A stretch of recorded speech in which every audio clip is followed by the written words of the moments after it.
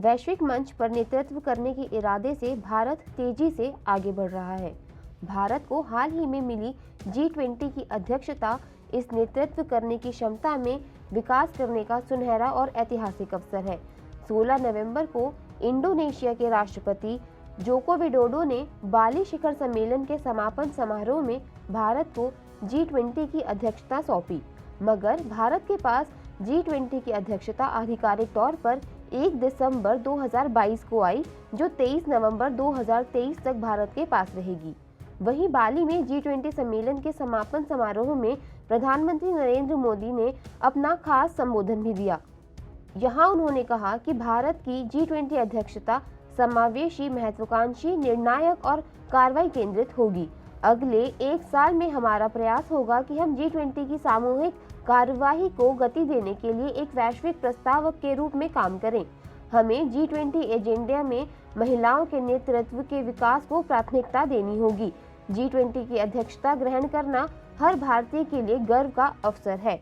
इस दौरान देश के विभिन्न राज्यों और शहरों में 32 क्षेत्रों के लगभग 200 बैठकें आयोजित की जाएंगी।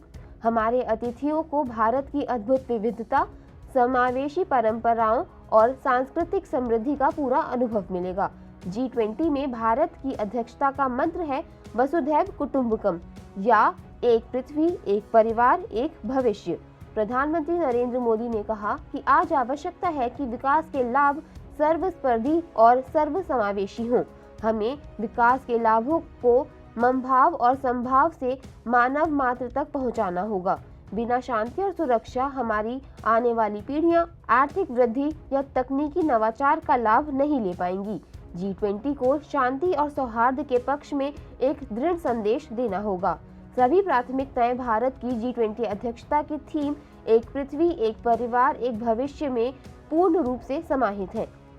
बाली शिखर सम्मेलन में हिस्सा लेने से पहले यानी 8 नवंबर 2022 को प्रधानमंत्री नरेंद्र मोदी ने भारत की G20 की अध्यक्षता के लोगो, थीम और वेबसाइट का अनावरण कर देशवासियों को बधाई दी थी।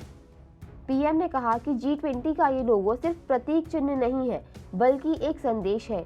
ये भावना है जो हमारी रगों में दौड़ रही है।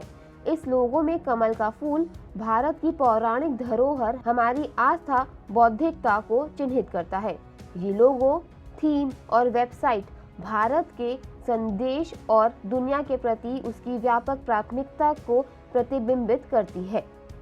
इस बार ये है थीम। इस वर्ष G20 सम्मेलन का आयोजन भारत में हो रहा है।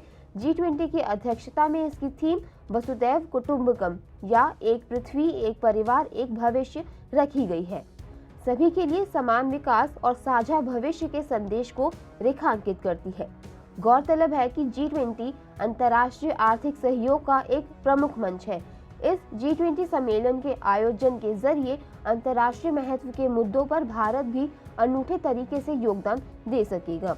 वहीं अब भारत में होने वाले इस G20 सम्मेलन के लिए प्रधानमंत्री नरेंद्र मोदी ने भारत के G20 नेतृत्व के लिए लोगो, थीम और वेबसाइट का 8 नवंबर को अनावरण भी कर दिया है।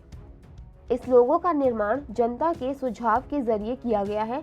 जनता से सृजनात्मक विचारों को शामिल कर इस लोगो का निर्माण हुआ है।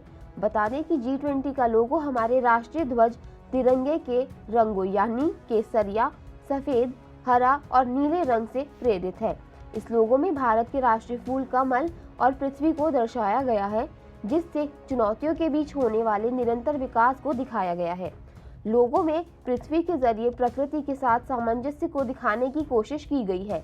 लोगो में नीचे देवनागरी लिपि में भारत लिखा है।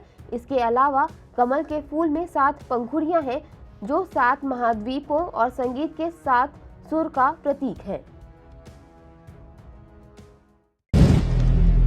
अगर आप भी लेना चाहते हैं देश दुनिया की तमाम जानकारी, तो आज ही सब्सक्राइब करें हमारे चैनल को।